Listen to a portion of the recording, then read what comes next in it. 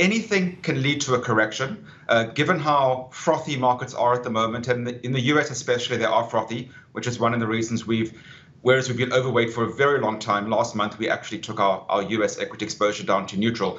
It wasn't specifically because of these type of tax questions. Anything can spook the market. I would not expect these type of tax policies to be passed that easily. That would be quite a change. So I'm not too concerned at this stage over this type of tax consequence. I think definitely we're focusing more on the stimulus at this stage.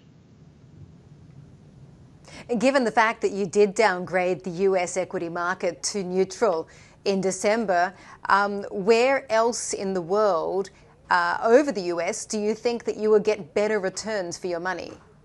Well, we pretty much overweight everywhere except the US. So we've been overweight equity structurally for largely since last April or so, where we went overweight coming out of the bear market.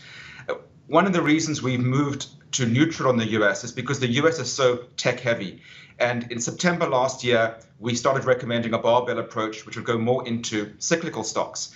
And the US stock market is simply underweight cyclicals compared to the rest of the world.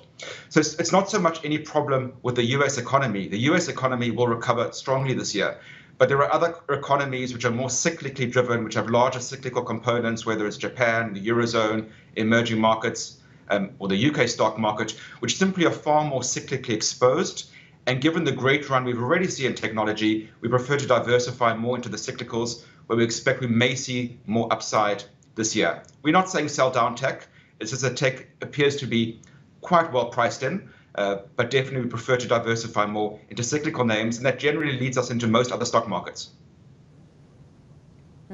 I see also in January you upgraded globally to overweight the real estate market, and I'm very interested in knowing, first of all, geographically where you see the most upside in real estate, and number two, what kind of real estate? Because if you, for example, look at the office space, it's hard to see a bull case for that when so many people are now maybe even permanently working from home. It's definitely true that in the real estate space, you have to be selective. So it's clearly more on the logistics side, the residential side, where we are seeing at this stage the most value. Office, we know, may remain under pressure, and retail clearly is under pressure from changing consumption habits, which of course once again favor logistics. So it is true that you do need to be quite selective when you're looking at the real estate space. We've updated real estate globally, but we're specifically looking at Europe and the US. With bond yields so very low, there's a nice carry still on real estate. You can still earn a decent yield.